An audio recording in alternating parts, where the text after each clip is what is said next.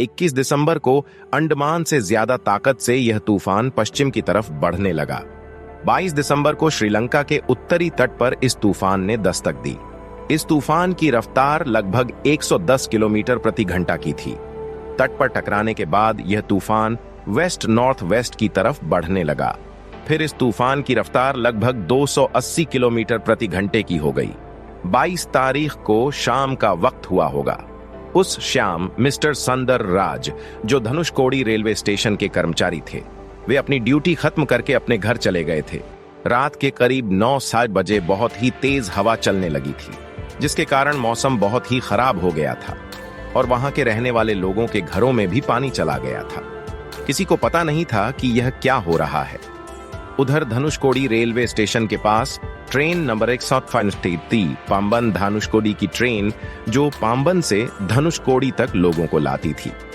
फिर लोग वहां से श्रीलंका जाते थे। उस रात करीब 23:50 हुए होंगे। ये ट्रेन पाम्बन रेलवे स्टेशन से निकल चुकी थी और करीब धनुषकोडी रेलवे स्टेशन तक पहुंचने वाली थी। तभी अचानक तूफान की रफ्तार बहुत ही बढ़ चुकी थी और चारों तरफ बहुत ही अंधेरा होने के कारण और सिग्नल में प्रॉब्लम आने के कारण ट्रेन को स्टेशन के बाहर ही रोकनी पड़ी। और काफी समय तक सिग्नल नहीं मिलने के कारण ट्रेन के पायलट को सिग्नल नहीं मिला, तो उन्होंने रिस्क लेने की ठानी और बिना सिग्नल मिले ही ट्रेन को उन्होंने आगे चला दी। लेकिन समुद्र में लहर बहुत ही ज्यादा थी। एक ऐसी लहर आई जो ट्रेन को अपने साथ ही बहा ले गई। ट्रेन नंबर 675 में कुल 6 डिब्बे थे और उस लहर के साथ सभी डिब्बे समुद्र में डूब गए।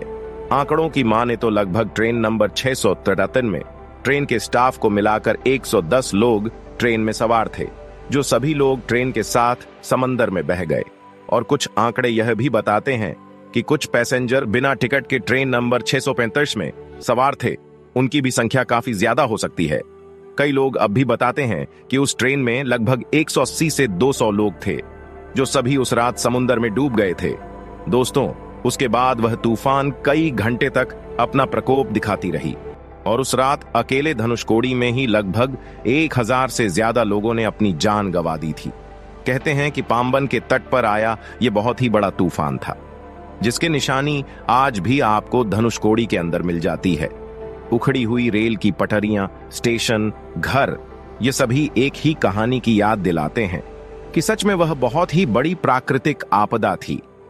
पाम्बन ब्रिज, जो मंडोपन को पाम्बन से जोड़ता है, वह ब्रिज उस तूफान के कारण बहुत ही तहस नहस हो चुका है, जिसके निशान आज भी आपको मिल जाते हैं।